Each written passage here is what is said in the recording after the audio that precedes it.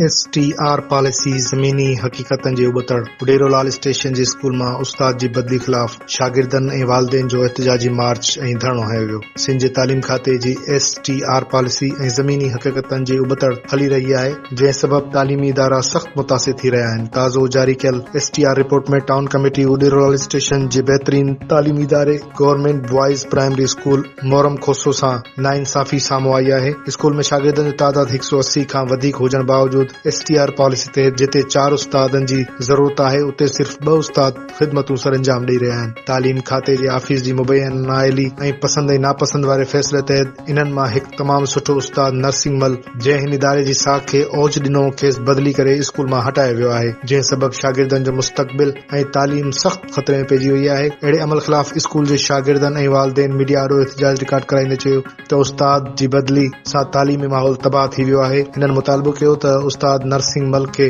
फौरी तौर ते वापसि मुक़रर कयो वञे, ॿी सूरत में इहो पंहिंजो एहतिजाज वधाईंदा ऐं मेन रोड बंदि करण ते मजबूर थी वेंदा। एहतिजाज कंदड़ जो चवणु आहे त मयारी तालीम हासिल करण संदन बुनियादी हक़ आहे, जेको हू सिंध हुकूमत खां हर हाल में हासिल करे रहंदा। हिननि आला इख्तियारनि ऐं तालीम वारे वज़ीर सैयद सरदार अली शाह खां फौरी नोटिस वठण जो मुतालबो पिणु कयो।